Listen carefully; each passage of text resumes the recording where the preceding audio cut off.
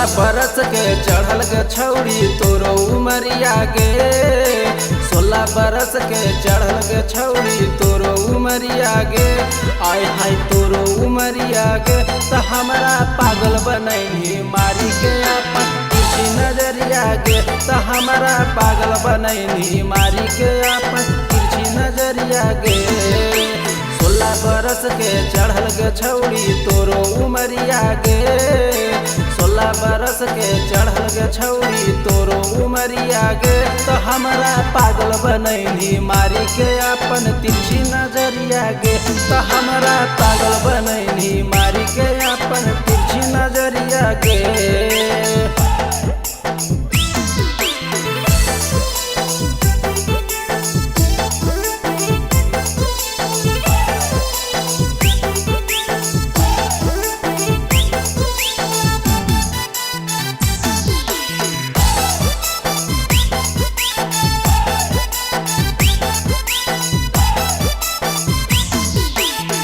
ओठवा में नीक लगो ओठवा के ललिया गे। कनवा में शोभौ छौरी कनवा के बलिया गे। बलिया गे बलिया गे ओठवा में नीक लगो ओठवा के ललिया गे। कनवा में शोभौ छौरी कनवा के बलिया गे। मनवा नहीं मोर मानव जब तोर हिलौ कमरिया गे। मनवा नहीं मोर मानव जब तोर हिलौ कमरिया गे।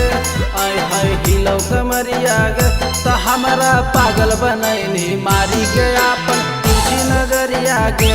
तो हमरा पागल बनैनी मारी के अपन तिरछी नजरिया गे।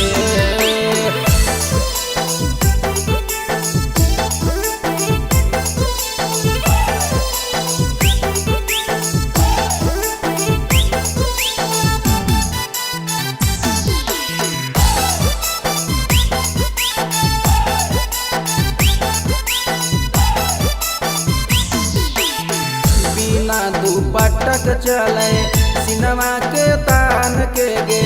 बुढ़बो निहारो छौरी तोरा समान के गे। बिना दुपट्टक चले सिनेमा के तान के गे। बुढ़बो निहारो छौरी तोरा समान के गे।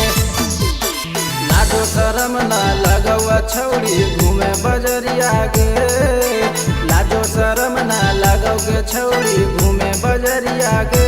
आय हाय घूमे बजरिया गे तो हमरा पागल बनैनी मारी के अपन तिरछी नजरिया गे। तो हमरा पागल बनैनी मारी के अपन तिरछी नजरिया गे।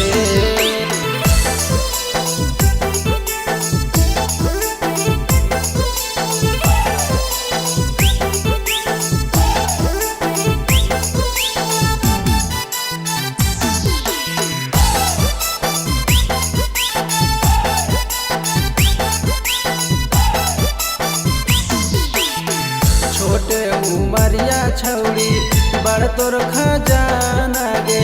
दिलीप दिलदार के बा नैले दीवाना गे।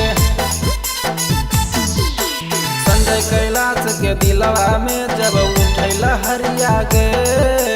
संजय कैलाश के दिलवा में जब उठैल हरिया गे।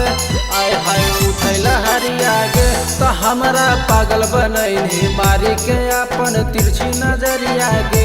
तो हमरा पागल बनैनी मारी के अपन तिरछी नजरिया गे। 16 बरस के चढ़ल के छौरी तोरो